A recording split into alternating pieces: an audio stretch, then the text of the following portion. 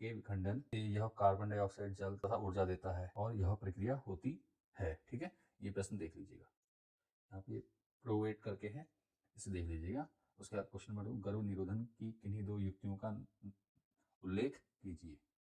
ठीक है। नंबर 3 है जैव निम्नीकरणीय और अजैव निम्नीकरणीय पदार्थ का एक एक उदाहरण दीजिए। 4th है हमें वन एवं वन्य जीव संरक्षण क्यों करना चाहिए, कोई दो कारण लिखिए। नेक्स्ट, स्वपरागण तथा पर परागण में अंतर स्पष्ट कीजिए। क्वेश्चन नंबर 6 है भोजन के पाचन में लार की क्या भूमिका है। क्वेश्चन नंबर 7, उस ऊतक का नाम लिखिए जो पौधों में जल तथा खनिज लवणों का वहन करता है। क्वेश्चन नंबर 8, अमीबा में द्विखंडन को केवल चित्र द्वारा समझाइए। ठीक है। 9 है निम्नलिखित में से एक पादप हार्मोन्स का नाम बताइए। यहाँ ऑप्शन दिए होंगे, ऑप्शन में कुछ नहीं।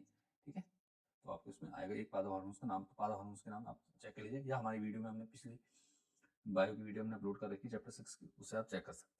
इंपॉर्टेंट क्वेश्चन चैप्टर 6 करके।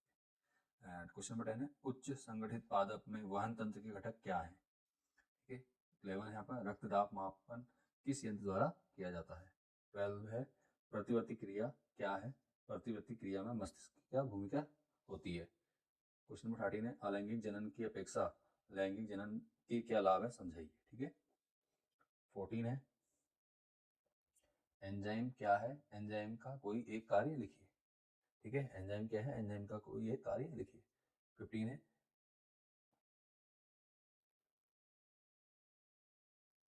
नेफ्रॉन की रचना और कार्यविधि का वर्णन कीजिए। ठीक है। क्वेश्चन नंबर 16, पारितंत्र से आप क्या समझते हैं, पारितंत्र में अपमार्जक की क्या भूमिका है। क्वेश्चन नंबर 17 है आपका कोशिका स्तर है। ठीक है, कोशिका स्तर क्या है, एक आहार श्रृंखला का उदाहरण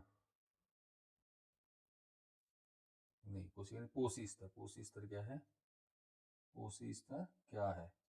ठीक है, एक आहार श्रृंखला का उदाहरण दीजिए और इनमें विभिन्न पोषक स्तर बताइए वो। ठीक है। और क्वेश्चन नंबर 18 है डीएनए प्रतिकृति का प्रजनन में क्या महत्व है स्पष्ट कीजिए। 19 है बड़े बांध बनाने के क्या लाभ हैं समझाइए। ये आपके दीर्घ में आएंगे 4 नंबर तक के, 3 नंबर 4 नंबर इससे ऊपर 5 नंबर तक के। उसके बाद अगर 20 है मनुष्य शरीर में व्रत किससे संबंधित है। ठीक है। 21 है किसी पारिस्थितिकी तंत्र में जो जीव उत्पादक द्वारा उत्पादित भोजन पर प्रत्यक्ष अथवा परोक्ष रूप से निर्भर रहते हैं कहलाते हैं। ठीक है, ये बताना है आपको। नेक्स्ट क्वेश्चन है 22, उपार्जित लक्षणों से क्या अभिप्राय है। 23 है किन्हीं 4 अंतःस्रावी ग्रंथियों के नाम लिखिए। 24 पुंकेसर एवं स्त्री केसर दोनों युक्त पुष्प क्या कहलाता है। ठीक है। उसके बाद नेक्स्ट 25, स्वयंपोषी तथा विषमपोषी में क्या अंतर है, प्रत्येक का एक उदाहरण दीजिए। स्वयंपोषी और विषमपोषी। ठीक है। उसके बाद नेक्स्ट है आपका 26, अग्नस्थायी क्रम में पाए जाने वाले, ठीक है, अग्नाशय में पाए जाने वाले 2 एंजाइम के नाम लिखिए। ठीक है। 27 है विद्युत धारा को परिभाषित कीजिए, इसका मात्रा, ये आपका फिजिक्स का है, कुछ मिक्स हो रखे हैं क्वेश्चन, तो कोई बात नहीं, आप नोट कर लीजिए, ये फिजिक्स का है। उसका नेक्स्ट क्वेश्चन भी आपका फिजिक्स का है, जल का पूर्णांक दिया गया है, इस कथन से क्या अभिप्राय है, तो ये आपका फिजिक्स का है भी। ठीक है, तो आप इनको फिजिक्स के लिए तैयार कर लीजिएगा, कोई सुनिए।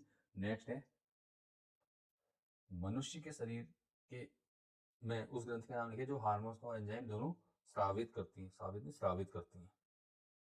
ठीक है, टाइपिंग मिस्टेक हो रखी है कुछ जल्दीबाजी से, स्रावित करती हैं, तो ये 20 नंबर 9। फिर है क्वेश्चन नंबर 30 है आयोडीन युक्त नमक के उपयोग की सलाह क्यों दी जाती है।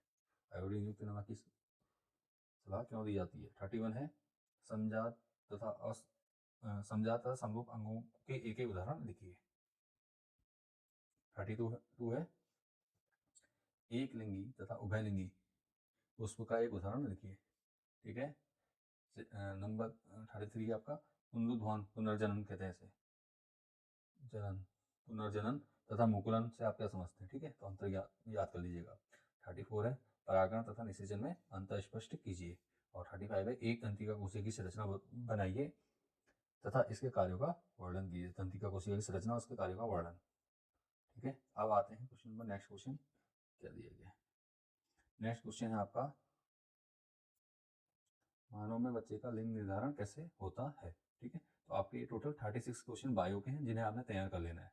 तो अब आपका हमने 40 प्लस क्वेश्चन हमने फिजिक्स के प्लस 40 प्लस केमिस्ट्री का और लगभग 35 प्लस क्वेश्चन हमने बायो के आपको बता दिए। तो अगर आप इतने क्वेश्चन आप तैयार कर लेते हैं टोटल, तो आपके, और इसमें से मैक्सिमम आपके कितने हैं, 70 से 80 एक नंबर के बताए हमने लघुत्तरीय है, तो आपको याद करना कोई बहुत बड़ा काम नहीं रहेगा।